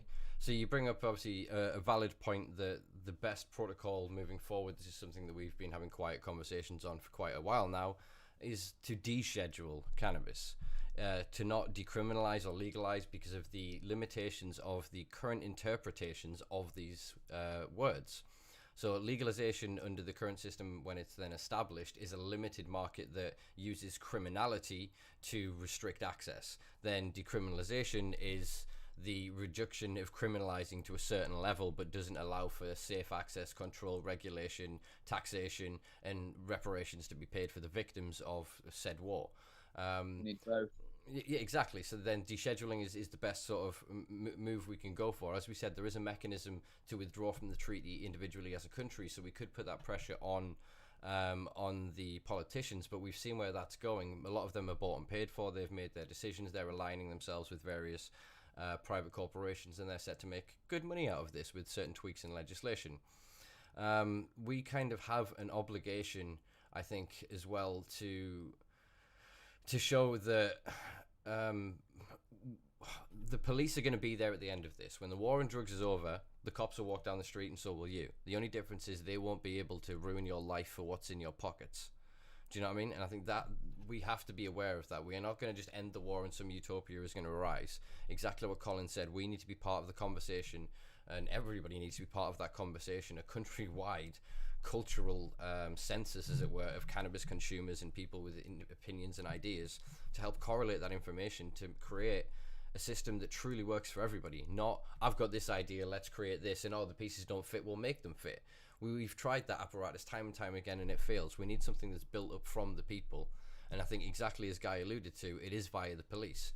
I'm actually speaking 7 p.m. on 𝘭𝑪 for the Green Party drug policy event. They've got 4 of the speakers on, and one of them is actually 𝘮𝘪𝘮𝘮𝘮𝘮, who is the PCC candidate for Avon and Somerset Police, I believe. So that's going to be a good opportunity to have these kind of conversations live on that format, and hopefully show people that would be watching this and would be sort of interested the kind of position that they have, because they are quite loose with it. They don't want to create too much of a this is the exact thing. They have an idea of, they're still saying decriminalize because they're still under that idea that cannabis is illegal, so they have to make it legal or decriminalize it, and it's not. Obviously cannabis is legal as an entity. It's just illegal for us to possess it, cultivate it, or utilize it without expressed permission and licensing. So once you can get the police to stop enforcing any criminal aspect of that licensing, it becomes irrelevant. So then the other side of it is, if we make it de facto through the PCCs not enforcing it, that means that we can keep pushing that de facto decriminalization up to eventually include cultivation, social consumption, social spaces, and trade. And then what you do is, by the system we've been talking about this evening, with getting reparations and getting compensation for being falsely detained by the police, once we start harming their bottom line, you bet the police federation are going to go after the politicians. It won't be us lot needing to take that charge. They'll be going, look, they are cutting this out of our budget every month. We need some sort of movement on this. And I guarantee you, when the British goes to move nationally, we're going to look to some Canadian 2.0 legalization model, because it also works well as the framework to bring in things like psilocybin and stuff as medical treatments. So I think that we can look around the world to see what Britain's going to do in the coming years. Is there not a lot of conflicting interest between the UK and Canada on the cannabis scene? In a hell of an amount. Unbelievable. Would you think it would be fair to say that there are foreign invested interests influencing the UK cannabis policy? More than fair. I think it would be stupid to say that they're not. Not only do we have evidence. There'll be evidence in court then.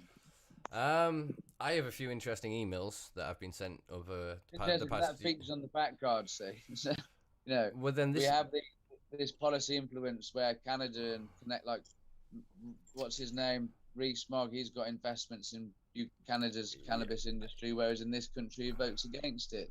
Yeah. He profits from it over there, but votes to criminalise it over He is here. one hell of a hypocrite. He is the staunch conservative Christian, and his investment company profits the profit from the morning after pill. Yet he's been a proponent for ban abortion in the UK. So it shows you the level of their morality and how strong their feelings towards certain things are. Wherever it's most profitable is where they'll vote at the end of the day. But one of the reasons that Canada's model is most likely to be implemented in the UK is the fact that Canadian law is basically a carbon copy of British law, because they were part of the Commonwealth, because they were under rule. I mean, they've still got the Queen and shit on their money. It's weird. Our Queen had to give royal assent to their new laws. Same's going to happen in several of the former Commonwealth areas. So again, it shows the hypocrisy, but they've basically shown the mechanism by which they do it. Not only that, they've then kind of shown their hand by going, here's the 45 laws that you've got in Canada now that regulate this. We're going to have proto versions of them. So it kind of does give us an idea of something that we can work to counter. But if we spend too much time being oppositionalist, we kind of lose any momentum to get ahead of this. Which is what I was sort of alluding to before, that if we do manage to make the God bleed, if we do manage to make the people believe and stand up, we need them to have something to stand up for. There needs to be that social consumption model. There needs to be that social equity. There needs to be reparations. And I think New York have got closer than some, because they've then mandated in their new legislation that they want 50% of licenses to go to minority, disparaged and female-owned businesses. Interesting. So that's like an equitable access. I think of it as an equitable access scheme where that what you're saying there ties into. I don't know if you happen to see Carly from CanCard. She had an interview with P.S. Carroll, I think his name was, P.C. Carroll, and he was saying that the reason that we can't do legalization in this country is that Canada's shown that legalization doesn't work, because what's happened in Canada is they've legalized and they still have what they call racist term black market. I would call it unlicensed, unregulated market. So there's this mindset in our establishment in the UK that even if we legalize, they even say this in their responses, the MPs, I've seen it in a response today to a Seed Our Future paper read by Philip Anthony Bevington's MP, Robert Buckland. And it's basically, they're saying changing the law won't solve the criminality problems. Whereas my belief is they went wrong in Canada. They let a load of upper class wealthy people get licenses and try and monopolize the market. So you can who monopolized the market in Canada? Well, the tobacco and the alcohol industry. Oh, is it? Yeah. Interesting. So it seems to me that what they did then, they left the unlicensed market no other choice but to continue operating without license. Whereas what we should do in this country is offer equal opportunity for all the current, should we call them clandestine cultivators, to have access to a license to become legitimate businesses. Same as what happened at the end of alcohol prohibition. Now Budweiser's a big brand, and now Carling's a big brand, and you can even buy a bottle of moonshine from Morrison's that tells you all the story about prohibition on the back. The same needs to happen here, and that would actually reduce the criminality. You see, you wouldn't have an existing unlicensed market because they've all been able to become official businesses. And that would just change the landscape, I believe. You hit the nail on the head with the word legitimize. So Yeah. if you legitimize the people, because look, I'm sick of this narrative that you see in like the Daily Mail and shit, that as if we've just discovered this brand new plan, and there's these handful of people who were wrong-uns, and they're running around in the hoodies, spray paint and stuff, committing antisocial acts, and they're all getting off the bonds, and they're running around being maniacs, and they don't appreciate that. How have any of these people that know that this works know it works? Because of dealers, because of growers, because of communities, because of clubs, because of events, because of the culture in the community. We are part of a large fucking organization. That's what organization, loosely organized community that are all wanting to see the same thing, and that is the a legitimate marketplace where everyone can access. There is no criminalizing. So when we first started talking about legalize, everyone thought, legalize, because legalize means everything is legal. And then when they can decriminalize, because then there's no criminalization. But we've been warped into fighting their binary term when exactly we hit the nail on the head with deschedule. We want cannabis deschedule, because once you remove it from the 61 convention, you then have to address the fact that the tetrahydrocannabinols are under schedule in the 88 convention. Once you then start to have that conversation, it falls apart. The whole fucking thing falls apart, because it's the linchpin. And this is going to annoy some people who are just like, oh, well, I smoke a bit of cannabis, but those druggies that enjoy ecstasy in fields, or the people that like to do acid in dark rooms, are weird. Once you pull cannabis, it all falls. They know this. That's the biggest thing, is the argument that wins cannabis wins every drug. And it's the same argument that won LGBTQ rights. It's the same argument that won civic rights. It's the same, do you know what I mean? It's freedom. It's basic fucking freedom. I have the right to do this, and fuck you for telling me I don't. When enough of us stand up and say that, it collapses. It just fucking collapses. But the problem is they're placating us. They've seen enough of these movements, and they know how to disempower them. So they go, oh, let's take a section out. Here you go. You can have medical. Oh, here you go. Here's CBD. Oh, here you go. Here's some hemp. And they just leave all the druggies and the wrong-uns in the middle to fight for the actual plant. I think that the fractionalisation of the argument is a big part and fault of it. If we stand for descheduling and then self-regulating of the industry, I mean, if you look at the financial sector, the insurance sector, for as much as I don't approve of the running of these, it's the established way that businesses and industries run is through self-regulation. And like, cannabis producers and consumers know what they want from the product, and they're best directed to steer medical research and things like that as to where it needs to go. Well, yeah, if we don't include the lived experience, I mean, look, the IASP, the International Association for Pain Management, it's an acronym, and I can't pull it off the top of my head right now, but it's basically an international pain consortium. This group that checks stuff out as legitimizing treatments for chronic pain, and they came out with a report that they'd correlated 13 studies that they had paid for over a 2.5-year period, and said that there was no efficacy or evidence for the safety of cannabis, because they were only looking for double and triple blind placebo-controlled randomized trials. So they're trying to force cannabis and centuries of spoken and cultural sort of experience around it, and they're trying to shove it into these randomized trials, and it's just not working. Even when they're breaking the compounds down, it's still not working. It just doesn't fit into the standard pharmacological model. And until they can prove its safety and efficacy by doing this, they won't approve it. So it's just another way that it feels cartelish. Do you know what I mean? They're probably not. The problem with cannabis is it doesn't fit into the medical model. You know, I've had meetings with the MHRA for the CBD industry and everything. And, you know, when they're looking at it, because especially a plant, because it changes and you've got so many compounds all working together. I mean, it was Professor Mike Barnes mentioned a while ago, you know, that you can't do clinical trials with cannabis, because everybody's endocannabinoid system is different. Everybody will react to different terpene profiles and flavonoids and different cannabinoid profiles. It's experimentation. You know, you start with a high CBD, low THC, and increase and decrease get that ratio to what it is, and that will work.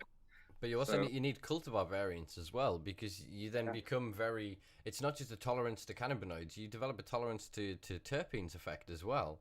In the same way that you take anything repetitiously, it then reduces its effect on the body or on the brain. So yeah, it's exactly as you said. There's a lot of people within I call it the medical cannabis industrial complex, that know all of this shit, but that's kept quiet, and they talk about it in their meetings, and they have this front face of, well, no, this is the narrative and this is the story that we're going with effectively. And so they are creating their own data sets, using their own adaptive versions of sort of trials to be able to then prove this. But they're still not going to win the approval of these international organizations. And until that happens, you're not then going to see a push to fully remove cannabis, because once it's either going to have to go to a tipping point, as I've said for a while, whereas all medical cannabis becomes synthetic, or all cannabis becomes medical, or we just get rid of the fucking debate and it's just cannabis and it can have therapeutic properties, and they create cannabis-based medicines and they're licensed, but the rest of us just have cannabis and do what we want. I'm going to have to run off, gentlemen. Sorry, my little girl needs me to go and take her to bed, so I'm going to have to leave you to finish the conversation. I'm sorry. No worries. So yeah, we need to wrap up because we have to end up going quite long-winded. On that note, I suppose we should end it. Thank you very much to everyone who has swung by for the first live of this type. I will be announcing this becoming a weekly thing from next Thursday in the coming days. I'm just trying to figure out the time slot I want to get it to, but it will be similar format to this, except I'll start the show by myself, invite some random people in, we'll have a chat, we'll have a laugh, we'll have a smoke, and I'll be able to interact with you guys a lot more. But yeah, thank you to Colin Craig from Factcard, Phil Monk from We The Undersigned, and Guy Coxall from 𝘮𝘪𝘧𝘦. I've been Simba, and these have been wonderful people. Check them out wherever they are, and enjoy your evening, folks. Thanks for inviting us in, Sim. Thank you. Thank you, guys.